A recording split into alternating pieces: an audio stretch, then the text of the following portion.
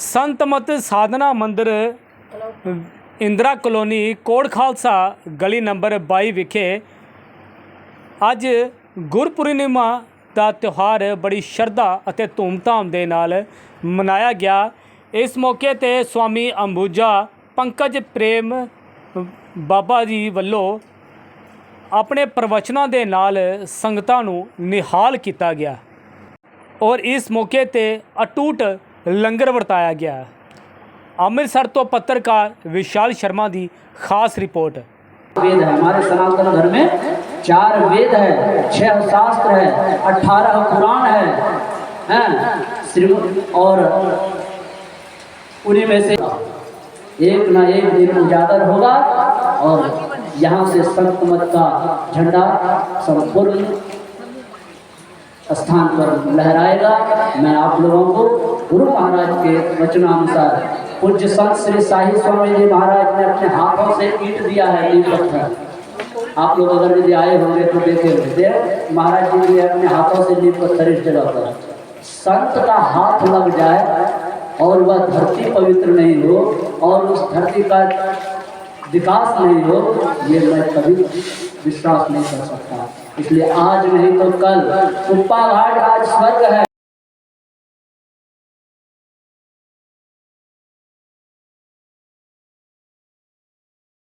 मैं स्वामी अंबुजानंद पंकज प्रेम बाबा अमृतसर वाले संत मत साधना मंदिर एवं महर्षि गुरुकुल का संस्थापक हूँ। यह स्थान जो आश्रम का स्थान है, यह अमृतसर ज़िला पंजाब में, जो राज्य पंजाब है। यह जगह है गुरु मेही नगर इंदिरा कॉलोनी कोट खालसा 22 नंबर गली। यहाँ पर यह सत्संग मंदिर है और इस सत्संग मंदिर के स्थान पर आज वेदव्यास जी महाराज ऐसे महान पुरुषों की जयंती मनाई गई। अभी लंगर अटूट चल ही रहा है। इसमें संत महापुरुष भी आए हुए थे।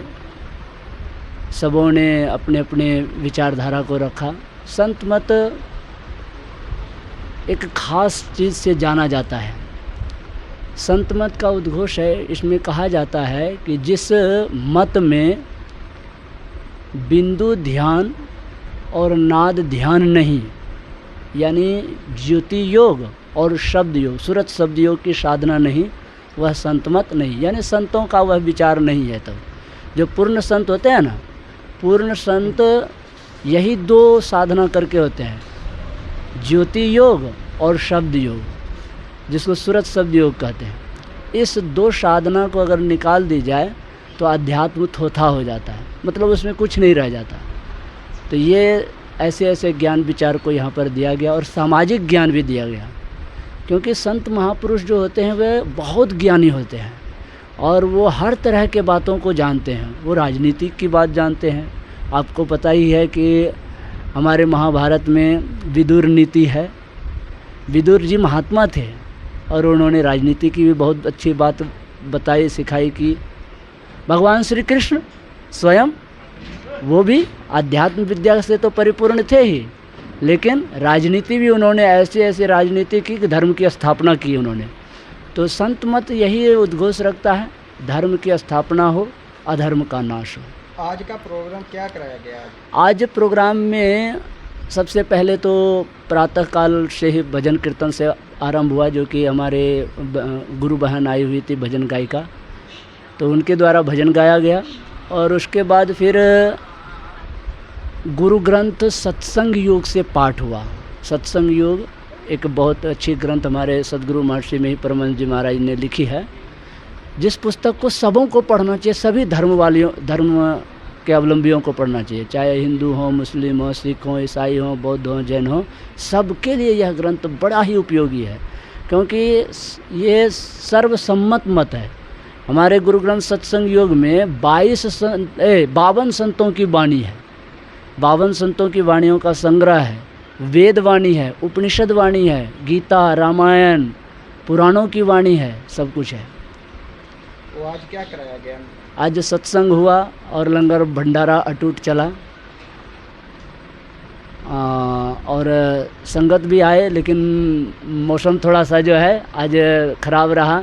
ख़राब नहीं कहता हूँ मैं तो ये कहता हूँ, मैंने तो कहा भी प्रवचन के माध्यम से कि भगवान इंद्र ने परीक्षा ली कि कौन पक्के गुरु भक्त हैं और कच्चे गुरु भक्त कौन है।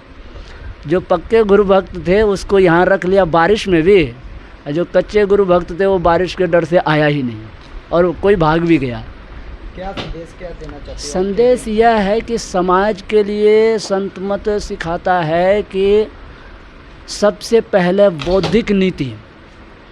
मैं अगर यदि आपको शॉर्टकट में कहूँ तो हमारे गुरु महाराज ने कहा, सबसे ऊपर लिखो आध्यात्मिकता, उसके नीचे लिखो सदाचारिता, उसके नीचे लिखो सामाजिक नीति, और सबसे अंतिम में रखो राजनीति।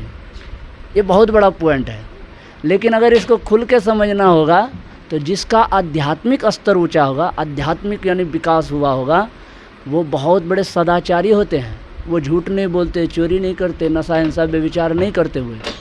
आज टैक्स की भी चोरी हो रही है ना, कौन कर रहा है? पढ़े लिखे लोग कर रहे हैं कि नहीं कर रहे हैं? लोग कर रहे हैं कि नहीं कर रहे हैं?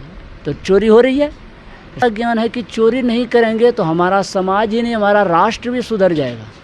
हाँ, नेता क्या करेगा? नेता हम समाज के लिए भी अगर करेगा तो समाज के लोग चोरी नहीं करेंगे, खुल के टैक्स देंगे, तभी तो उनका गली बनाएंगे, घर बनाएंगे, कुछ भी बनाएंगे। और नेता को भी चाहिए कि समाज से जो टैक्स पैसे लेते हैं उसको अपने पैकेट में नहीं भरना चाहिए, नहीं तो महात्मा सब कुछ जानता है और प्रवचन के माध्यम में वो खुल के बोल भी देता है। इसलिए उनको भी चाहिए कि भगवान मर्यादा पुरुषोत्तम राम के जैसे राजनेता बने, और अगर भक्त भी बने तो भगवान श्री राम के जैसा बने। सब कुछ अगर जानना है तो भगवान श्री राम के जीवन चरित्र को देख लें और उनको फॉलो कर लें, कुछ भी फॉलो करने की आवश्यकता नहीं पड़ेगी। यही है। और हम बच्चों को यहाँ पढ़ाते भी हैं, गुरुकुल खोले हैं जिनमें गरीब बच्चों को पढ़ाता हूँ, जिसके माँ बाप 2 वक्त की रोटी किसी तरफ उपयोग करते हैं, या अगर खाते पीते हैं तो बच्चों को पढ़ा नहीं पाते हैं।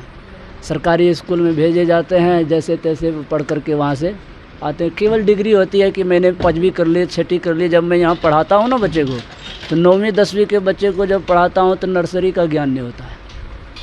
तो को मैं यहाँ पर गुरुकुल खोल करके बौद्धिक भी, संस्कारिक भी, संस्कार भी देता हूँ, ध्यान भी कराता हूँ और सेवा भी कराता हूँ। ध्यान, संस्कार, सब कुछ। माता पिता की आदर कैसे करनी चाहिए। माँ सबसे बड़ा भगवान है, सबसे पहला भगवान अगर जो कोई है या सबसे पहला गुरु कोई है तो माता पिता है। आज लोग पढ़ लिख करके माता पिता को छोड़ देते हैं अनाथालय में या वृद्धाश्रम में और अपने विदेश चले जाते हैं। ये अच्छी बात नहीं है। माँ भगवान है, साथ रखिए, माँ की सेवा कीजिए, पिता की सेवा कीजिए, समाज की सेवा कीजिए, राष्ट्र की सेवा कीजिए। जीना है तो राष्ट्र के लिए, मरना है तो राष्ट्र के लिए।